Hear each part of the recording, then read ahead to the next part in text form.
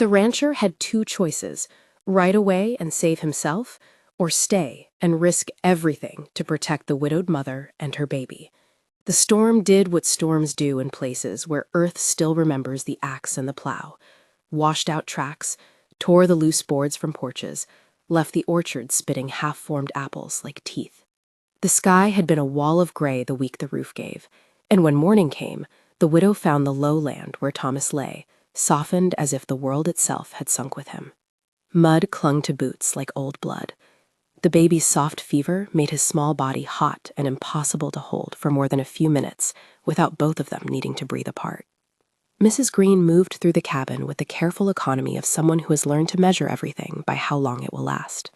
There were 2 plates set on the wooden table and only one hand to twist the crank of the coffee grinder. Elijah's blanket smelled of starch and of the faint, steadier scent she kept for Thomas, a book oil, leather turned by many fingers. She wrapped the baby tighter and pushed the thought of the dry flour into the darkest corner of her mind. She could not think of hunger when the child's breathing was irregular and small. On the porch, the grave looked like an island where the markers had sunk and the wreath hung low, dampened by rain. The townspeople walked past with their glances smooth flat.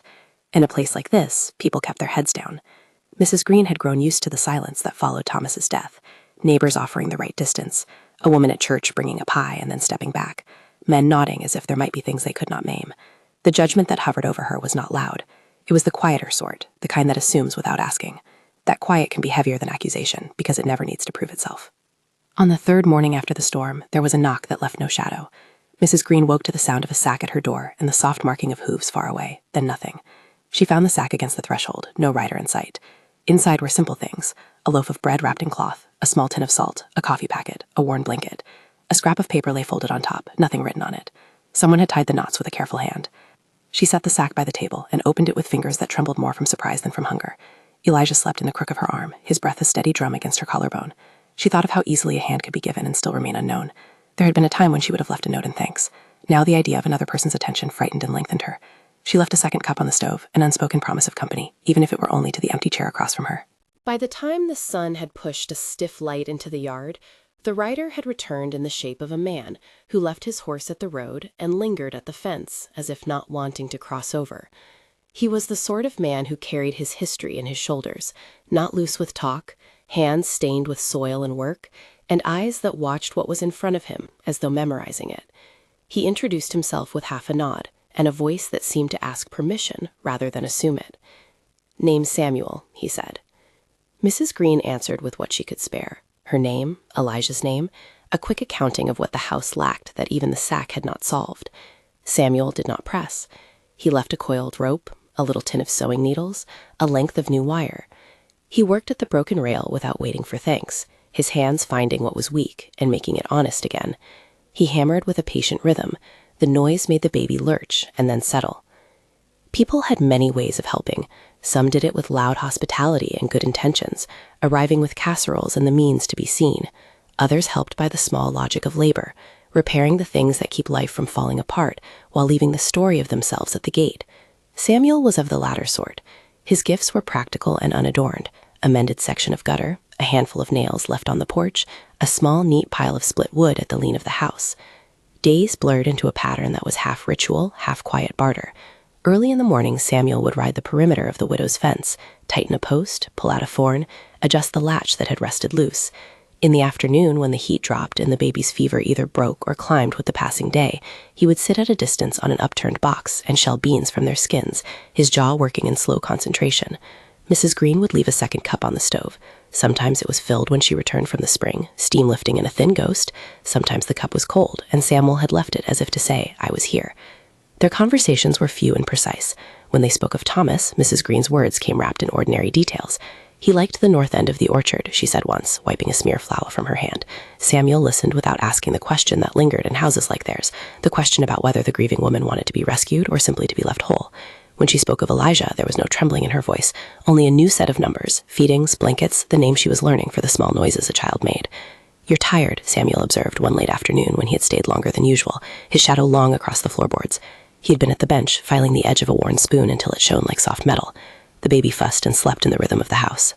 "I sleep in short pieces," she said. "It's a strange thing to relearn the night. She glanced at the book on the shelf, Thomas's book with the frayed spine, the pencil marks in the margins. That book had been for him, agriculture notes and a list of the orchard's planting. She had read parts of it aloud to Elijah in the beginning, but the pages still felt like someone else's breath. Samuel did not offer pity. He offered a hand when the milk boiled over, and a patch of cloth when the spoon slipped. Sometimes he would sit at the table and eat no more than a piece of bread, but he always left with something fixed or folded. The town began to notice.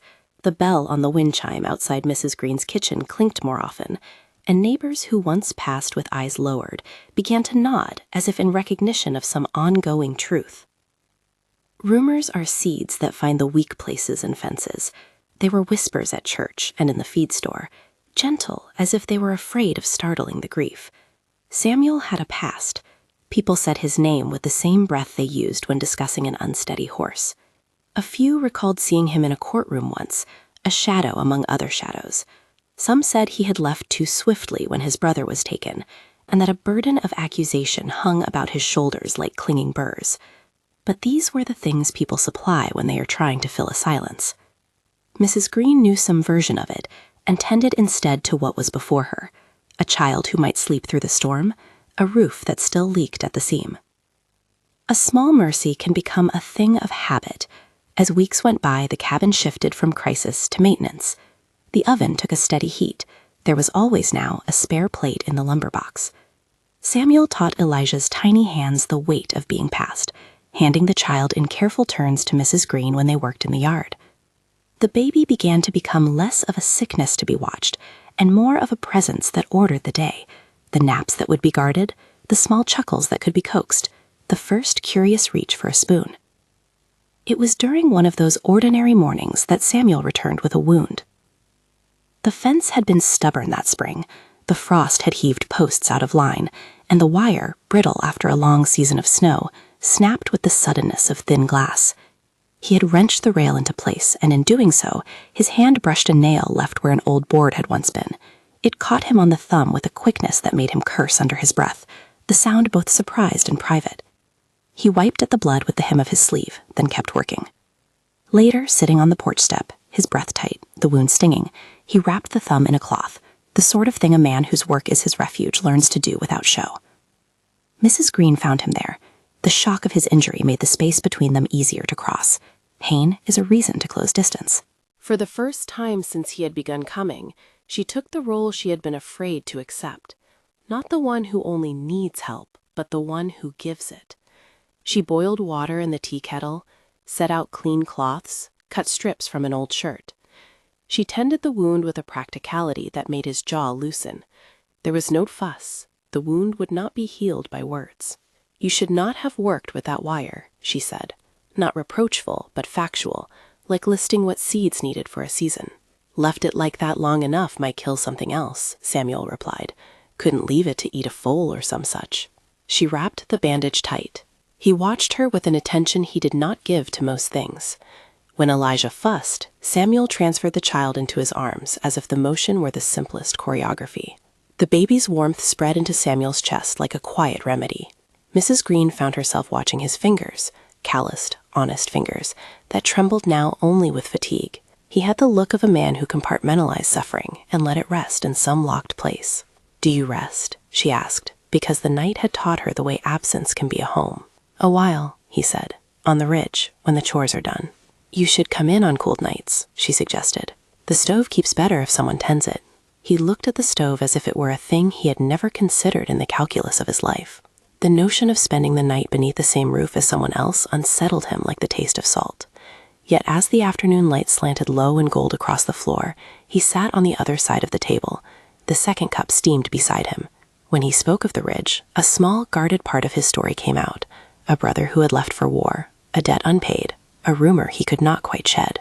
"I have ridden before," he said, fingers tracing the rim of his cup. "When men knocked at our door, I rode for a while. Easier to move than stay." Mrs. Green folded her hands on the table and listened. There was no demand for confession in her face, only the steady patience of someone who knew what sorrow felt like and was unwilling to exploit it. The hour passed with the two of them sharing small trivialities, how the apple sapling had bent in the wind, where a set of stones might be moved to stop the water, and the more dangerous intimacies remained unspoken. At dusk, Samuel stood to leave. He gathered his things with the slowness of habit. Elijah, cradled in his arms, drooped against his shoulder in a sleep that smelled of milk and the faint tang of lemon soap. Samuel carried him to the door and paused as if he might stay. The porch light came on like a small lamp in a house of possible choices. "You don't have to go," Mrs. Green said, in the tone of someone who is careful not to ask for what she fears they might deny. He looked at her then, and for a long instant the world reduced to the two of them on the threshold. The night carried the muted sounds of the town, the lowing of cattle, a dog far off, the wind that had not yet given up its grip on the last of the leaves. Samuel's mouth set like a line. He looked at Elijah and then, briefly, at the small leather-bound book on the shelf where Thomas had left it. The book mattered less for its pages than for what it suggested. A life kept, a record of tending, a remnant. "I'll be back in the morning," he said at last. He did not promise more than that. It was an agreement with the smallest of weights, a present tense pact. "I will come."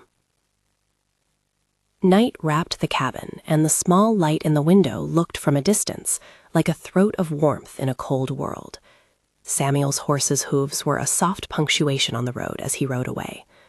The second cup remained on the stove, now covered with a crust of coffee where it had sat too long. In the dark, Mrs. Green could read the room by scent and shadow. She smoothed Elisha's blanket and sat with the book open in her lap, though she did not read. It was enough to have the pages in her hands. Thomas's handwriting, a map of a life that had been. The pattern held. Samuel came, he left, he fixed. Mrs. Green accepted, and in accepting, measured whether it was safer to hope. Care, turned toward another, has a way of loosening the stiff cords that tie people to the pale edge of loneliness. Little things multiplied, a repaired hinge here, a note of encouragement there. Elisha's cheeks rounded like small apples. He began to laugh at the sound of Samuel's voice. The wind chime caught a breeze and sang. Someone in town had hung a new nail on Thomas's marker, perhaps out of pity, perhaps out of a small desire to make things right. One afternoon, a mule in a neighboring pasture broke loose and came toward the yard. Samuel heard the behavior in the animal's hooves before he saw it, that staccato of anxious feet. He moved to intercept, not with a show of dominance, but with a knowledge of how to place a rope, where to catch a beast's sympathy. In the scuffle to bring the animal by the gate, he stumbled, and the heel of a broken board caught the side of his leg. The cut was not deep, but it would not stop bleeding without attention. He sat on the rail and wrapped it with a scrap of cloth, stoic. Mrs. Green saw the blood on his pants and left the kettle on the stove to boil. She came out carrying a pail of warm water and something like an old, steady skill. She cleaned the wound, set a bandage, and when he tried to laugh it off, she met him with the quiet firmness of someone who knew how to tend without theatrics. "You always take the hard part," she said. "It's easier to, I suppose," he replied, and the answer was as honest as a spade turned. The night that followed the mule's escape, a thunderstorm rose up from nowhere and rattled at the shutters. Samuel sat by the hearth, blanket around his knees, while Elijah slept with a small fist curled against his neck. The light from the stove painted his face a color that made him look younger, less fixed into the habit of a man on the run. He watched Mrs. Green tilt the head of the baby and hum a song she had perhaps learned from her own mother. The song had no need of chords. It was a thing made of breath and the small permissions of care. They began to gather their lives into the same rooms. At first, it was practical. Samuel mended the shed roof so water would not pool where the baby's toys were kept. Mrs. Green left 2 bowls to soak, and then, for a recipe she meant to attempt, she set aside a jar of sugar. Then the things that shape family arrived without the name. Samuel wrapped a thread around a broken spoon handle until it gripped. Mrs. Green folded a sweater and left it on the back of a chair. Elijah pushed his small fingers into Samuel's and then relaxed as if learning in the same language. Despite the softening, Samuel's past was a dark place that came at odd hours. He woke once in the night with the memory of men in a courthouse, a hollow room, the echo of a gavel, a smell that tasted like old dust. He had fled then, believing escape was the only self-protection. The thought of leaving now moved through him like a current beneath the surface, tugging at his feet. To go would be to let the woman and the child he had helped fall back into a world where their small improvements might be stripped away. To stay would be to risk the same legal shadow that had chased him before, a shadow that could undo the fragile domesticity they had built with coffee and a second cup on the stove. One afternoon, as he worked on the apple tree, pruning the dead limbs, coaxing the young shoots into better form, he paused and laid his hand against the bark. The tree had been planted by Thomas years earlier, a promise in the ground that had now begun to send up its pale green. He thought of the way things regrow when someone tends them, the cautious math of sun and water. The apple tree, he realized, had been waiting for a hand to choose which branches to keep and which to cut away. He had been that hand in small ways at the cabin, and the idea of leaving felt like a theft. But the world outside their yard moves to its own rhythms. In town, the feed store gossip coalesced into a small pointed murmur. Men who had seen Samuel before now raised questions. The rancher who had once slipped out of a bad situation kept his distance from their eyes. A man named Harper, who ran the livery and kept better accounts than he let on, gave Samuel a look that said more than curiosity. Samuel would sometimes find himself watching the road as if expecting the echo of an old summons to walk out of the dust and demand an accounting. On the morning his thumb ached from the splinter he could not quite get free, Samuel brought with him a small book, one he had found stuck beneath a floorboard at his place. It was a simple thing, scored by use. No one in town had claimed it. He brought it to Mrs. Green as if it were a small offering, something to read aloud to Elijah. When she opened it, a slip of paper fell free. On it, in a hand not his and not hers, was a note. For Thomas, who kept the orchard. The paper smelled faintly of tobacco. Thomas's handwriting had been neat. Whoever had slipped the note there knew both men and their small histories. They read together that day, Samuel and Mrs. Green and the child who gurgled and turned pages only to rip them with a finger. The book was a manual of small farm craft, grafting, pruning, how to tell the weather by the cloud. Thomas's notes in the margins were a quiet companion. Samuel read aloud with a voice that grew steadier as the words found their place in his mouth. When he reached a passage about how to tell when a tree will bear, he paused and smiled at the baby. "Will he know how to tell?" Mrs. Green asked. "He will if someone teaches him," Samuel said. That night he slept not on the ridge but in the small spare room, the place where his coat had hung for weeks like a promise not yet fulfilled. He woke before dawn and looked out at the orchard. The first thin buds had swelled along a few branches, and one small fruit glowed like a coin. It was not yet ripe, but it existed in the way of small proofs. In a farmhouse, there are rules about the arrangement of things: the second cup on the stove, the broom set where it can be reached, the ridge of wood split for the evening's fire. These rules become rituals without being named. They are the grammar of a household. When Samuel tied the new length of wire and hauled the bale of hay into the lean-to, it felt less like the work of a man who might leave at a minute's notice, and more like the labor of someone building tenure. A choice was being made, as quiet as the settling of dust in a sunbeam. Then, in a moment that was both ordinary and charged with an unseen weight, Samuel reached into his pocket and felt the small edge of a metal thing. It was not much, a thin band of copper, nicked at the rim. He had carried it for months, perhaps years. He turned it over in his hand and thought of destiny, as if it were a thing that could be decided, like whether to mend a post or cut a limb. The ring did not speak. It offered no opinion. But in the small room where a woman hummed and a baby slept, Samuel held the simple proof of a single life lived and considered. Outside, the wind chime sang its small, honest notes.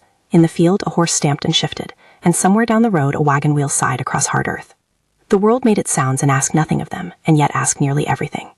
Samuel sat on the porch and looked at the place where the road and the yard met. He could not yet weigh the scale of the choice before him. To ride away would be to keep the old pattern, flight as safety. To stay would mean he might be called into a daylight that tested what he had done in shadow. When he rose to leave, Elijah stirred and opened his eyes. They were a clear, questioning blue.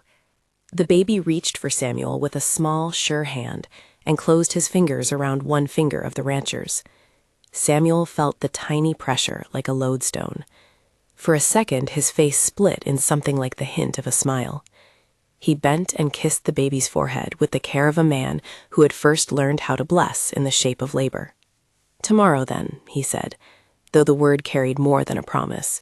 It was a choice in suspension. He rode away with the copper band in his pocket and the smell of stew and wood smoke behind him.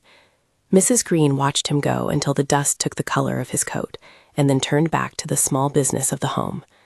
The apple tree stood at the edge of the yard like a patience that had to be tended day by day. Behind them, in town, a few doors opened and shut.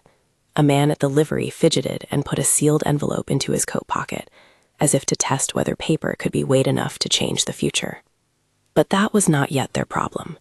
For those who sat beneath the low roof and tended a child's fever, life was made up of the next small thing: Food, warmth, a bandage, a story read aloud. Small mercies had accumulated into the shape of a household. The specter of old accusations, the memory of flight, circled at the edges like a hawk. The rancher had choices lined up like stakes in the soil. Each day he stayed, each nail he hammered, each hour he spent by the cradle of a child, threaded him more securely into the life he might lose if the past found a voice. On the morning following Samuel's last visit home, a letter arrived in a plain envelope, folded in a hand that left no flourish. Mrs. Green found it on the stoop and stood there with the paper in her hands, the sun making the edges hard as if they might cut. She hesitated, and for a moment the weight of what it might be pressed against her chest like a tide. There are letters that bring bread, and letters that bring summons. This one bore a town seal she did not know and a stamp that smelled faintly of the courthouse. She did not open it immediately. She went inside, set Elijah on the table where he could babble of the kettle, and then sat down with the letter between her palms. She laid it beside the second cup on the stove, as if the ritual could steady whatever came within. Samuel was still on the road when she opened it. The paper announced in official tones that a hearing had been scheduled. It did not speak of guilt or innocence. It merely requested that a man named Samuel answer to a claim. There was a date at the foot of the page. Her fingers tightened around the edge of the paper until the skin whitewashed. Outside, a wind rose and set the wind chime to its familiar song. The apple tree caught a stray gust, and a small green fruit spun free and fell soft to the grass, with a sound that might have been a small dismissal. Mrs. Green folded the letter and put it in the pocket of her apron. She did not move toward the road.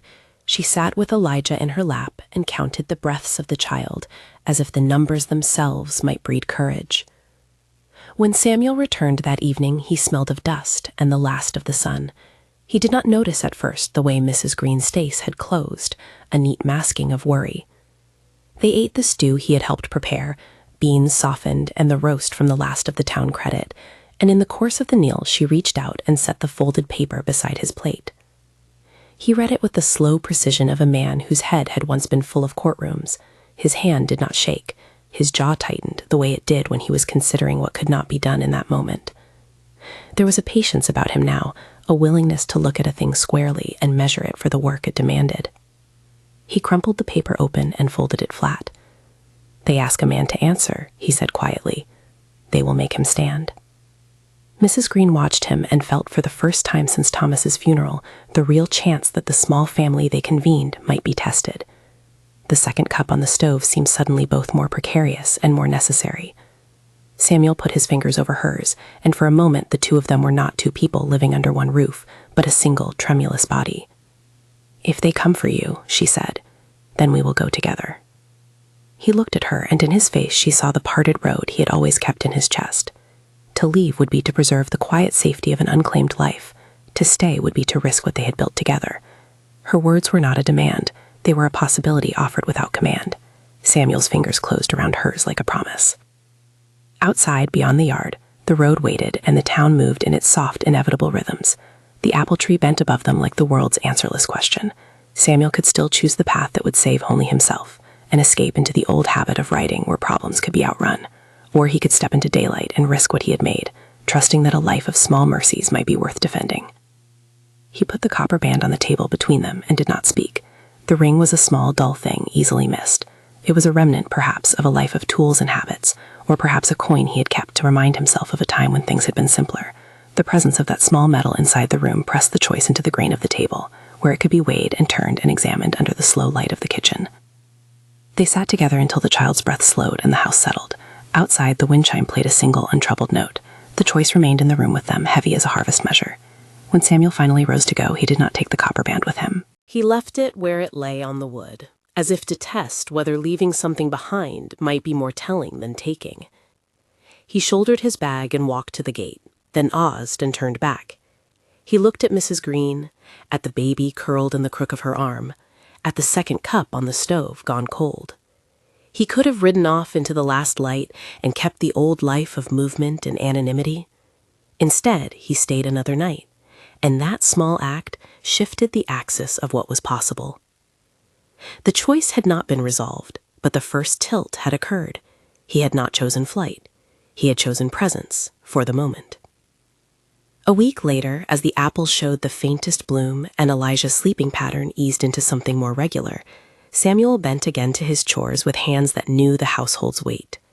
He fixed a hinge that had been stubborn for years, and when it swung true, he straightened as if the noise of it was the clap of something healed.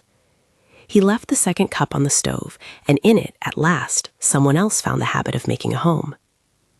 At dusk, when the shadows lengthened across the orchard and the smell of wet earth rose, Samuel sat alone beneath the apple tree and listened. The sound of distant hooves grew soft, then faded. He let himself imagine the horizon without guilt, a road that might hold judgment, yes, but also the possibility of a life made not of running, but of standing. He thought of the little boy in his arms and of how fast a child could grow and change the measure of a man's resolve. He had two choices. He had, for a time, chosen the one that put him in the house, at the table, near the baby whose sleep he could now soothe. The other choice still stood like a shadow at the edge of the field, waiting its turn. He did not yet know what would make him stand when the summons came, only that the house had taken on a kind of claim over him that was different from law and rumor. It was a claim made of cups and bandages and the clean, sure weight of a child's hand. Night took the orchard and the porch and the low light of the stove and folded them into a single small chapter. The wind chime tinkled like an answering prayer. In the darkness, Samuel mounted and rode away for the ridge where he had once slept, not to run from anything, but to consider how to return.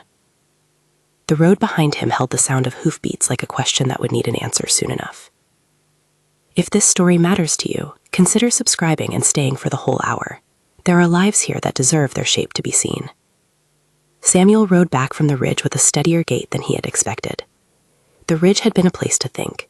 The ride home had been a place to arrange the courage that thinking became. The road under his horse's feet had the same indifferent dust as always, but the dust now seemed to keep tally of his decisions. He passed the feed store and saw Harper standing by the door, the livery's staple smell of oil and leather about him, and Harper's face was the same small question it had been the day the sealed envelope had been tucked into a pocket. Harper tipped his hat as if to test whether a man could be acknowledged without welcoming him back into whatever the town thought he was. At the gate, Samuel felt the weight of the paper in his pocket, the summons official and small and terrible in the specific way of folded things. Mrs. Green met him at the threshold. Her eyes had the same quiet steadiness they used on the stove when the pot boiled over. She did not make a show of bravery. She simply set Elijah in his high chair and wiped her hands. "We go as a family," she said, as if the phrase had a timetable, as a household. Samuel's laugh was a tiny dissonant sound. "Family," he repeated, testing the new word as if it might not bear his weight. They packed the few things that mattered in a slow, careful manner. Samuel rolled a worn blanket and wrapped it with string. Mrs. Green folded the book and tucked it into a shawl. Elijah's small cap was pinned on his head with a mother's deftness. Samuel slid the copper band into her palm before he mounted. He did not ask her to take it. He simply set it there so she would feel the cool of it, and she closed her fingers around the metal as if to learn its cold and know its limit. No ceremony shaped the moment, only the practicalities of travel and the smell of coffee left in the cup on the stove, crusted with ringed coffee and waiting. They took the road into town with the same solemnity as a small procession. People on porches turned their heads and recorded them like a line in a ledger. A few offered thin nods as if blessing them quietly. Harper watched from the doorway of his livery with the expression of a man assessing whether he had counted correctly.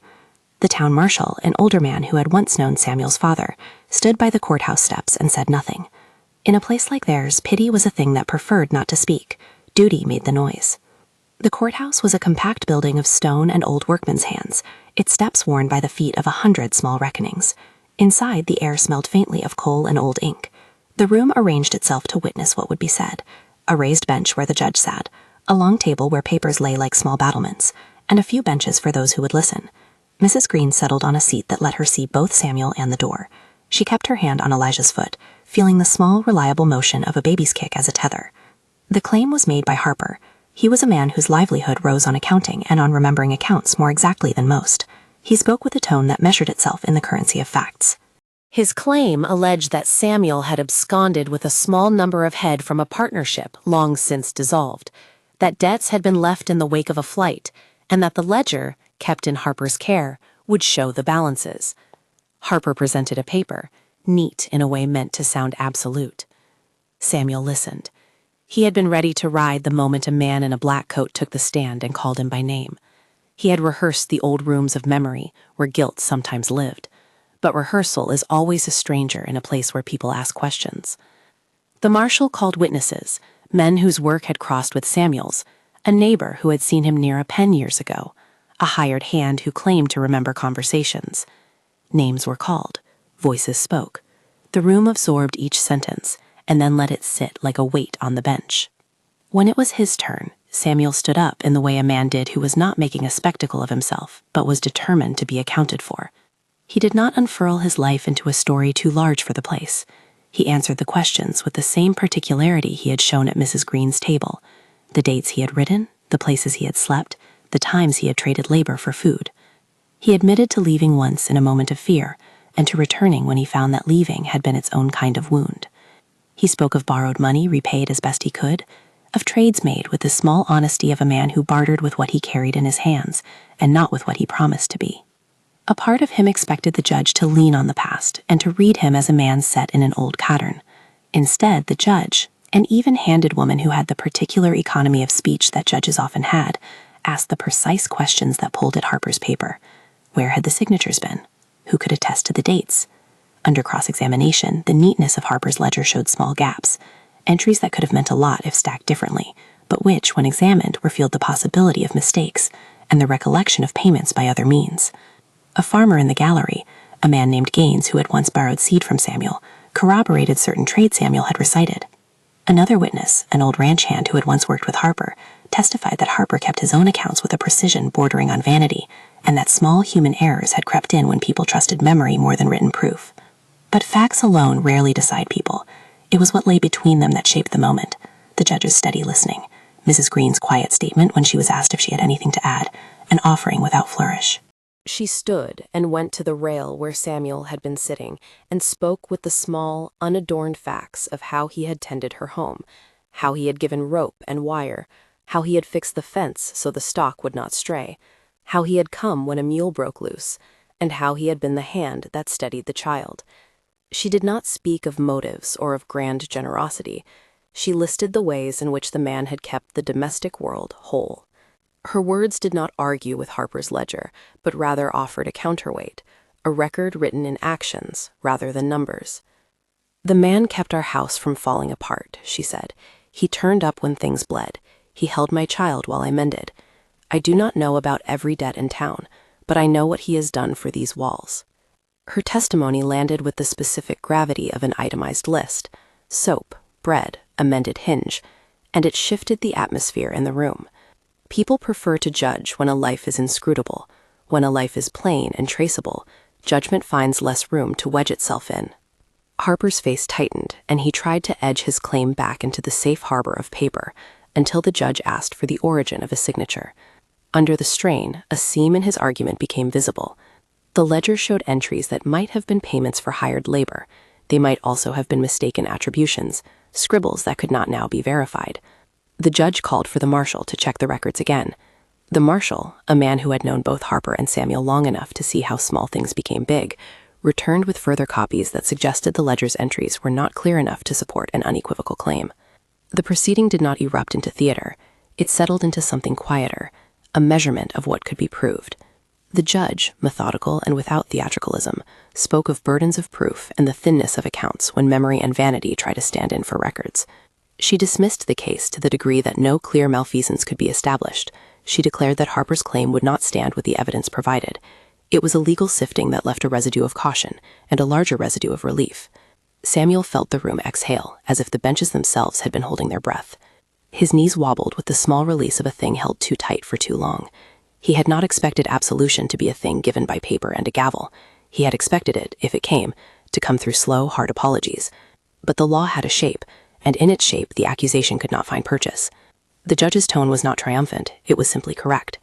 After the court dispersed, the townspeople trickled away with the ordinary chore of living in their faces. Some nodded to Samuel with awkward, repaired civility. Harper left without comment, his pride folded like a hat in his hands. He did not shout, nor did he make a scene. The quiet of the morning took him away like a wind pulled under a wagon. Outside the courthouse, Samuel stood for a long time. He had faced the thing that had chased him once before, and this time he had not ridden.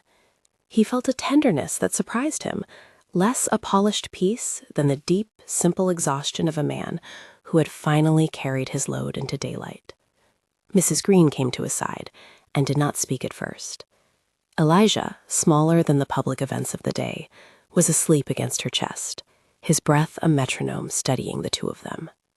"You did not run," she said finally, and it was not praise so much as acknowledgement of one clean fact. He considered what he had done and how the house had become a reason to remain. "I could have," he said. "I thought about it." She looked at him with the quiet that had settled between them in the long hours of tending. "You didn't. That's the sort that changes seasons." They rode home in the fortunate light of ordinary afternoons. The road took them back through the pasture where the wind had flattened the last of the uncut grass, and as they came into view of the yard, the apple tree stood with the barest hint of blossom, some buds a pale promise, others still clenched like fists. The house looked the same from a distance, low, horizontal, bearing the same small roof over it. Up close, the repaired rail and the wire taut in a straight line shone like a string of small truths. Neighbors on porches nodded with a new ease. A woman who had once passed with her gaze turned away brought a pie and left it on the stoop before she knocked, then smiled with a private reconciliatory gentleness. A man who had once avoided the steward of the livery came over and handed Samuel a length of twine, as if to make amends in the most practical way he could imagine. The town's gestures were small and careful, neither theatrical nor passive-aggressive. They fit the measure of what a community heals into, stitches rather than banners. Home returned to them like water by a slow creek. The second cup on the stove was warm when they stepped in. Elijah's hair smelled of sleep and milk. Samuel set his hat on a peg, and the habit of his hands reached for work as if it were prayer. He tightened the hinge on the shed door, checked the stove, saw to the baby's toys that had been chafed by curious fingers. The book, Thomas's book with the pencil marks, was opened and put on the table where it might be read aloud. Days resumed the small ritual of mending and tending. The household's economy changed not by a dramatic celebratory event, but by the steady insertion of presence. Samuel stayed through the nights when the wind beat the windows, and he rose before dawn to mend a fence post or to carry the water trough. Mrs. Green left a second cup on the stove, and sometimes filled it before he came to the table. Their words were modest, about the thickness of soup, about where to plant the squash, about how the baby had learned a certain sound that, when repeated, made him laugh. The laughter began to sound like homemaking. Samuel, who had spent years counting minutes and measuring the cost of a decision in the currency of flight, now measured in hours of being. He learned the small architecture of a household, the way a cup left on the stove asks a man to return, the way a repaired hinge insists that someone will pass through a door. The copper band that had been on the table returned to its place in a careful moment when Samuel took Mrs. Green's hand and slid it onto her finger without ceremony. He did not ask her to leave a life she had already stitched together. He left the band as a small, visible proof that some things could be chosen and made permanent in the unshowy way of a mended tool. There was no public ceremony. They did not gather the town nor hang ribbons. The ring was a thing between two people and the household, a copper loop that held little in the way of legal claim and much in the way of private decision. Mrs. Green turned it on her finger and laughed in a small, unembellished way that matched the weather. Elijah reached for the metal and banged it against a wooden spoon with a noise that sounded like an ordinary benediction. The orchard responded in small increments. The first pale bloom unrolled quietly in a place where he had pruned last season, a blossom that hinted at fruit months away and at a future that did not require proclamation to be real. Samuel took to walking the rows with a new patience. He taught Elijah, as much as a child so small could learn, the weight of a twig and the way a graft might be coaxed.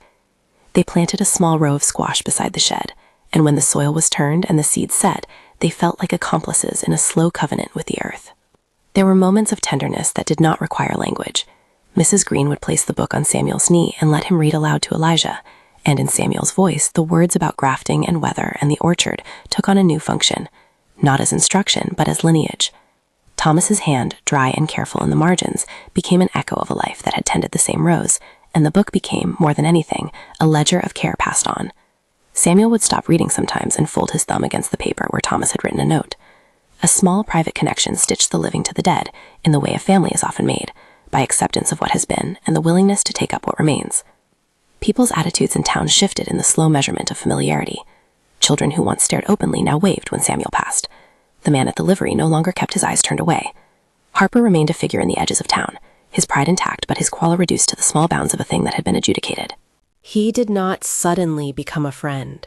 He remained complex in the way men do who keep account ledgers and guard their histories. But the threat he posed had been answered, and in its answering, the household had room to breathe. Repair multiplied into ritual.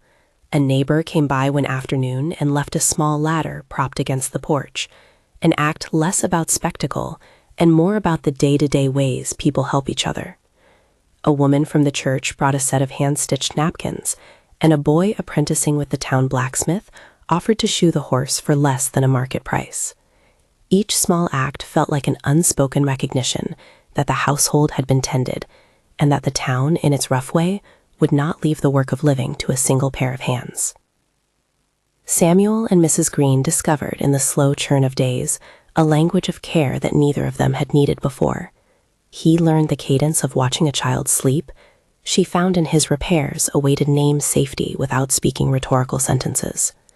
They built practices that resembled prayers, setting 2 plates at the table, leaving a cup on the stove, lining the baby's small garments in a drawer where warmth could be kept. The baby grew in the kind of increments that make a man who measured his life by flight begin to imagine staying more often. There were nights when Samuel would sit by the stove and run a finger along the rim of the copper band he had once carried, feeling the small bruise of memory that sometimes came with it. He did not speak of the court except in the way one might speak of weather, a fact reported, a storm that had passed. He had learned the difference between living through something and being defined by it. The house, the mended rail, the second cup, these were the artifacts that mattered. In the orchard, the first small green fruit that had fallen when the letter arrived now hung more determinately to its branch. It would be months yet before the fruit ripened, but each day it gained color as if hope took its hue slowly, not all at once. Samuel would pass the tree in the evenings and rest his hand on the trunk as if feeling the memory of the man who had planted it. He thought sometimes of Thomas with a fine, unornamented sadness. Thomas had been a good man, and the world had given him an early end. Yet in the book and in the rows, Thomas's presence was a kind of instruction. Tend what you have. As summer rounded toward the first heat, they settled into a way of living where the extraordinary was the ordinary turned into faithful repetition. The baby, Elijah, started to walk with a wobbly enthusiasm and to name things with the consonants of a small boy. Samuel learned to make a cradle that fit the child more snugly, and Mrs. Green sewed a small bib that bore in a crooked hand the mark of learning how to make things smell like home. One late afternoon, as the light grew the color of honey and a faint wind set the wind chime to a lazy song, Samuel took the book from the shelf and read aloud a passage about how to tell when a graft would take. He read with a tenderness that made the words live beyond their instruction. When he closed the book, he left it on the table and looked across at Mrs. Green, who was shelling peas and humming as she did. He reached across and she took his hand. There was no rush to call what it was. They had already practiced belonging in acts rather than declarations. They marked their time with small rituals. On the first day the apple tree bore a fruit larger than a coin, they picked it together and set it on the windowsill. No feast attended. They sliced it into thin pieces and ate it with paring knives, as if the simple act of sharing a piece of the orchard's work was a covenant. Elijah clapped at the taste and smeared the juice on his chin. Samuel laughed, a sound that had once been rare in him and now came more easily. Mrs. Green took a scrap of cloth and wiped both of their faces with the same gentle efficiency she used to bandage a wound. The house became an honest witness to their life. The book, once Thomas's, now belonged to whoever would read it and teach from it. Samuel would sit on the porch in the evenings while Mrs. Green closed the shutters and the wind scoured the fields. Sometimes they spoke, short sentences about seed and weather.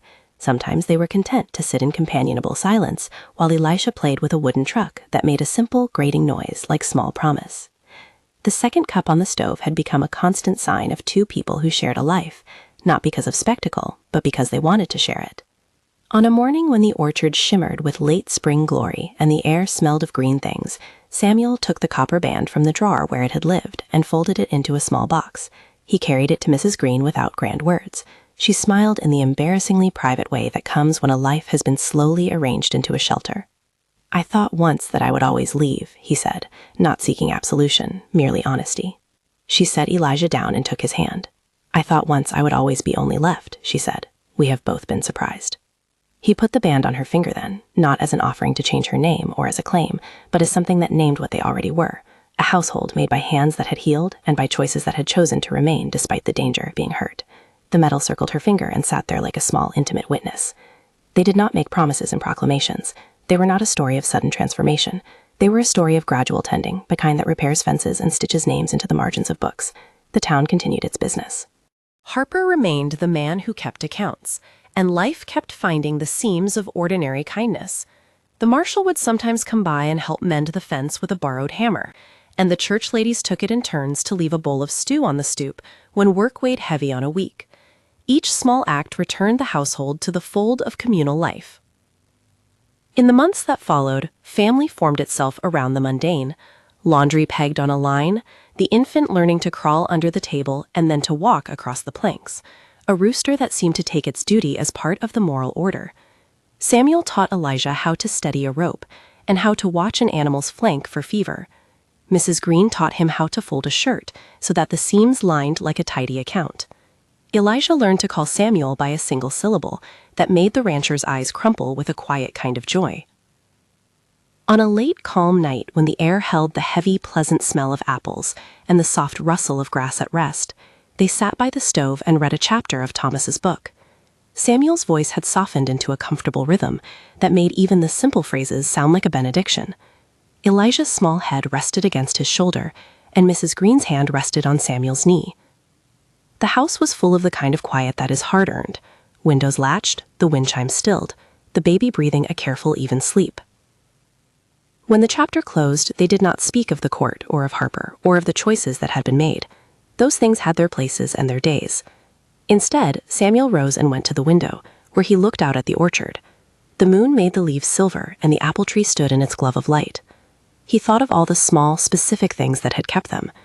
Bread tied in a cloth, nails left on the porch, hands that would not look away. He thought of the copper band, the book, the second cup. He thought of the day he had almost ridden away, and how different the world had been in that imagined distance. He felt a gratitude that was not loud or triumphant, only solid. Mrs. Green came to stand beside him and put a hand on the book as if to steady the pages of their lives.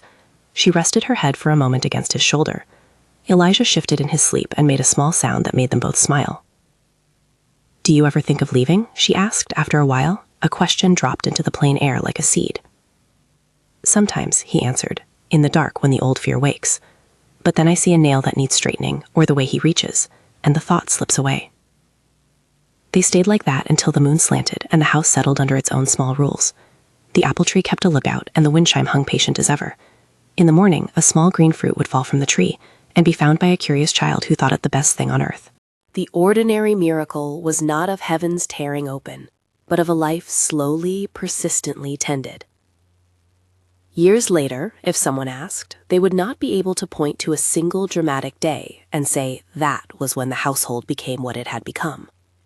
Instead, they would gesture at the book on the shelf, the copper band on a finger, the apple tree that had grown fat with fruit, the second cup always warm on the stove. They would mention how a man who once measured his life by the road found his measure at the table and by the cradle.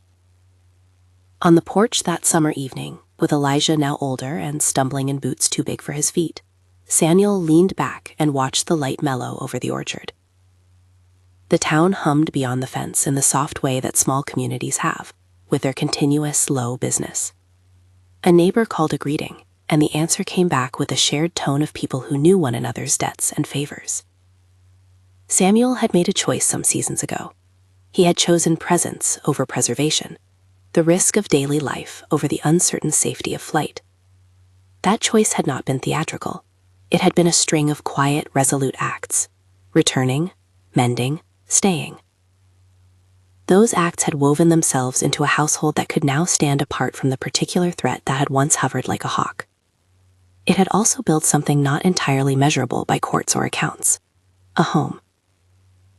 When night fell, the three of them gathered by the stove, the book between them, the copper band cool on Mrs. Green's finger like a small proof.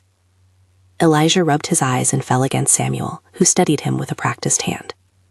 Outside, the apple tree bent over the yard like an old friend, and one small fruit tumbled to the grass with a soft sound of a world that keeps giving.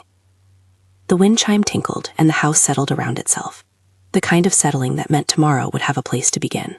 If this story touched you, please subscribe for more stories of quiet mercy and ordinary courage.